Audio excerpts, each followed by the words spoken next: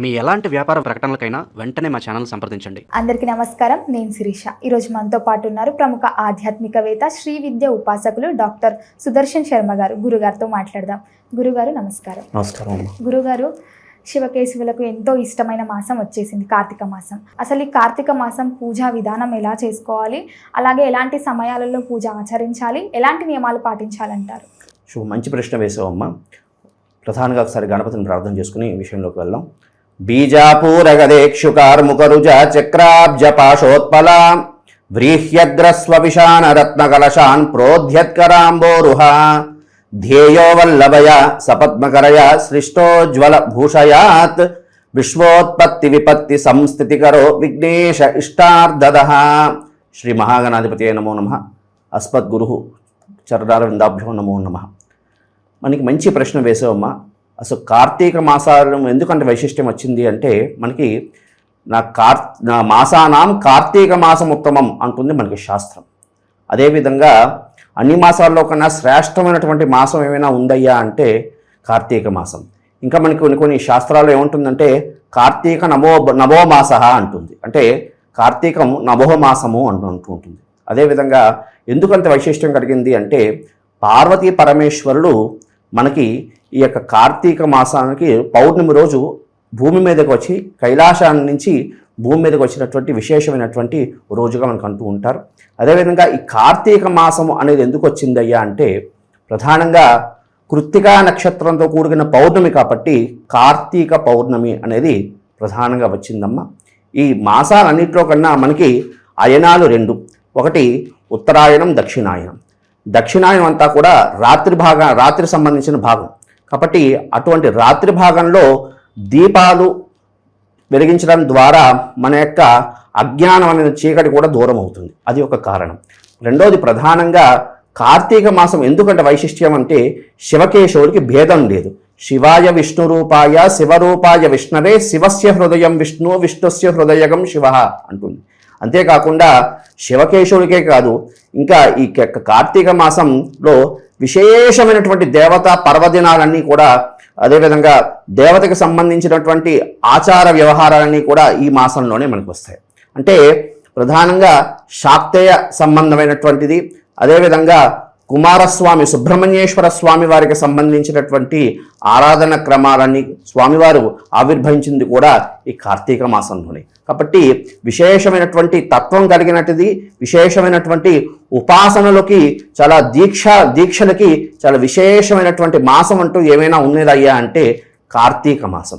ఈ కార్తీక మాసం ప్రధానంగా ఎలా సద్వినియోగం చేసుకోవాలి, ఎలాగా దీన్ని సద్వినియోగం ఎలా చేసుకోవాలయ్యా అంటే, ప్రధానంగా కార్తీక మాసం ఉపవాసాలకి, అదేవిధంగా అంటే ఉపవాసాలు, దీపాలు, దానాలు, అదేవిధంగా ప్రాతకాల బ్రాహ్మీ ముహూర్తంలో ఆరాధనలు, ఇది ప్రధానంగా కార్తీక మాసంలో ఉన్నటువంటి ముఖ్యమైనటువంటి ఉద్దేశం.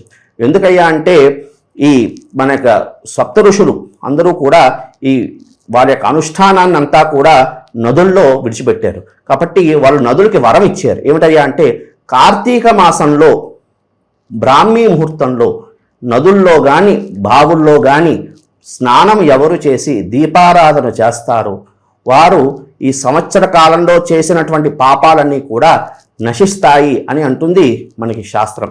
వాళ్ళు ఆ విధంగా సప్తఋషులు నదులకి ఈ విధంగా వరాన్ని ఇచ్చారు. అదే కాకుండా ఇంకోటి ఏమిటయ్యా అంటే, ప్రధానంగా ఈ కార్తీక మాసంలో దానాలకు శ్రేష్టం. దానం చేయడం ద్వారా పాపాలని క్షయం చేసుకోవచ్చు.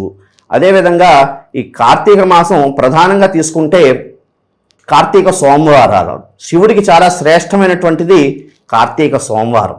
అదేవిధంగా దామోదరుడికి సంబంధించినటువంటి, అంటే మనకి తులసి దామోదరుడు అని కూడా చేస్తూ ఉంటారు. ఇటువంటి విశేషమైనటువంటి పర్వదినాలన్నీ కూడా ఈ కార్తీక మాసంలో వస్తూ ఉంటాయి. అదేవిధంగా కొంతమంది ఈ కార్తీక మాసం నెల రోజులు కూడా నక్తము అని చేస్తారు. శివుడికి నక్తం అనేది చాలా ప్రీతికరమైనటువంటిది. నక్తము అనేది చేస్తారు. అంటే ప్రాతకాలం అంతా ప్రాతకాలమే నిద్ర లేచి, అదేవిధంగా బ్రాహ్మీ ముహూర్తం అంటే సూర్యోదయానికి ముందు నిద్ర లేచి స్నానాదులు అవకాశం ఉన్నవాళ్ళు నదికి వెళ్ళి స్నానం చేసుకుని, అవకాశం లేని వాళ్ళు కాస్త బావిలో అంటే బావి వద్ద స్నానం చేయడం, అంతకన్నా అవకాశం లేదన్న వాళ్ళు కాస్త మోటార్ వేసుకుని స్నానం చేస్తూ అంటే సూర్యోదయానికి ముందు స్నానం చేసి నక్షత్రాలు ఉంటుండగానే దీపారాధన చెయ్యాలి. అదేవిధంగా ఈ కార్తీక మాసంలో పాటించవలసిన నియమాలన్నీ ఏమైనా ఉన్నాయా అంటే ప్రధానమైన నియమం ఇదనమాట. నక్షత్రానికి ముందు ప్రధానంగా దీపారాధన చేయడం, అదేవిధంగా తులసి వద్ద దీపారాధన చేయడం. తులసి వద్ద దీపారాధన చేసి తులసి కోటలో కాస్త అర్ఘ్యాన్ని ఇవ్వడం, ఇది ఒక విషయం. ఇంకా అదేవిధంగా ప్రధానంగా ప్రాతకాలం అవకాశం ఉన్న వాళ్ళు ప్రాతకాలం అంతా కూడా ఉపవసించి శివుడికి సంబంధించినటువంటి ఆరాధన అంటే శివకేశవులకు భేదం లేకుండా శివుడికి సంబంధించిన ఆరాధన చేస్తూ, అదేవిధంగా సాయంకాలం కేశవుడికి సంబంధించినటువంటి తులసి అర్చన చేసుకుంటూ సాయంకాలం నక్షత్రాన్ని చూసి భోజనం చేయడం, దీన్ని నక్తము అంటారు. ఇది చాలా శివుడికి చాలా ప్రీతికరమైనటువంటి విషయం. ఉపవాసాల్లో శివుడికి చాలా ప్రీతికరమైనటువంటిది విషయం. అదే కాకుండా ఈ కార్తీక సోమవారాలు కూడా అవకాశం ఉన్నవాళ్ళు ఉపవాసం ఉండడం, లేదు అన్నవాళ్ళు కాస్త అల్పాహారం మధ్యాహ్నం అల్పాహారం తీసుకుని కూడా రాత్రి అల్పాహారం తీసుకుని ఆ విధంగా కూడా ఉపవాసం చేయడం, అది కూడా ఉపవాసంలోకే వస్తుంది అనమాట. అంటే మధ్యాహ్నం గోధుమ నౌక తీసుకుని రాత్రి కూడా గోధుమ నౌక తీసుకోవడం ద్వారా అది కూడా ఉపవాసంలోకే వస్తుందని శాస్త్రాలు తెలియజేస్తున్నాయి. అది కాకుండా ఇంకా ప్రధానంగా ఏమిటయ్యా అంటే మనకి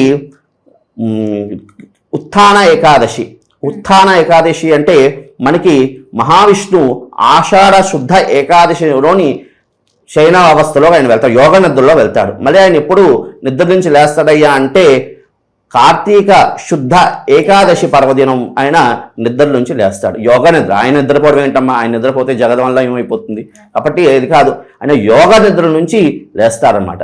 లేవడం ద్వారా ఆ పర్వదినం చాలా విశేషమైనటువంటి పర్వదినం.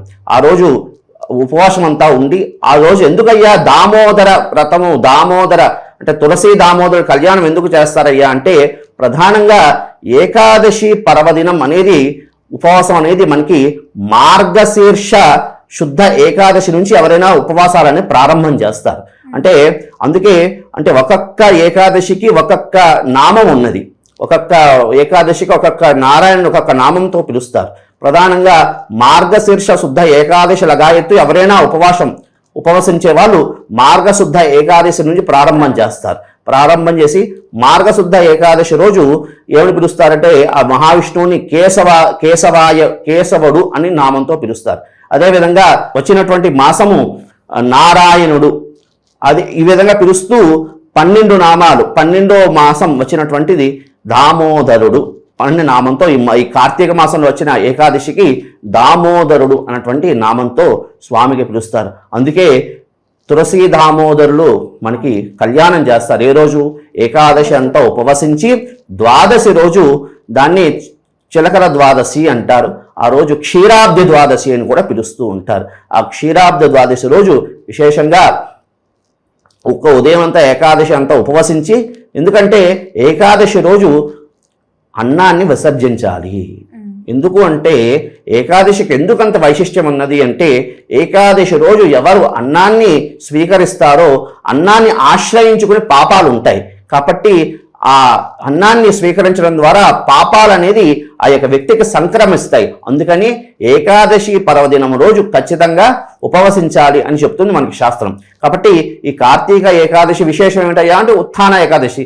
ఆ రోజు మహావిష్ణువు వారు యోగ నిద్ర నుంచి లేస్తారు. లేచిన అదంతా ఉపవసించి ద్వాదశి రోజు తొందరగా మధ్యాహ్నం కాలం భోజనం స్వామివారికి ఆరగింపు చేసుకుని మధ్యాహ్నం కాలం భోజనం చేసి సాయంకాలం అంటే సూర్యాస్తమయం అవ్వకుండా ముందు ఆ తులసి దామోదరులకి తులసి కోట వద్ద మహావిష్ణువు నుంచి ఆరాధన చేస్తారు. ధాత్రీ పూజ అని కూడా చేస్తూ ఉంటారు. అయితే చాలా మంది ప్రస్తుత కాలంలో ధాత్రీ పూజ అని తులసి అంటే ఉసిరి కొమ్మ, ధాత్రీ పూజ, ధాత్రి అంటే ఉసిరి యొక్క కొమ్మని విరిచి ఆ తులసి కోటలో పెట్టి కూడా పూజ చేస్తున్నారు. ఇది చాలా మంచి విషయం కాదు. ఎందుకు అంటే అలా కార్తీక మాసంలో ధాత్రి చెట్టుని అంటే ఉసిరి చెట్టుని విరవకూడదు.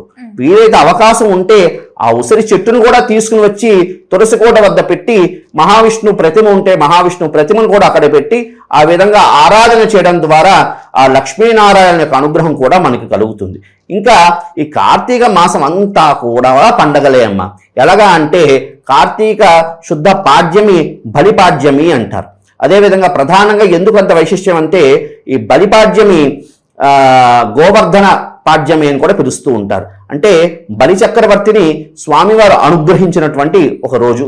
అదేవిధంగా ఈ గోవర్ధన పాడ్యమి అని కూడా పిలుస్తూ ఉంటారు. అంటే కృష్ణ అవతారంలో కృష్ణుడు ఈ యొక్క గోకులాన్ని అంతటినీ కూడా తన చిటికన వేలుతో 7 రాత్రులు 7 పగళ్ళు ఆయనకి 7వ సంవత్సరంలో 7 రాత్రులు 7 పగళ్ళు ఆ యొక్క గోకులాన్నంతా కాపాడుతాడు. కాబట్టి ఆ యొక్క వైశిష్ట్యాన్ని ఇచ్చేసుకుని ఆ పాడ్యమి కార్తీక శుద్ధ పాడ్యమి రోజు అంటే ఆవుల్ని చక్కగా ఆరాధన చేస్తారు. ధన్యవాదాలు. శుభమస్తు.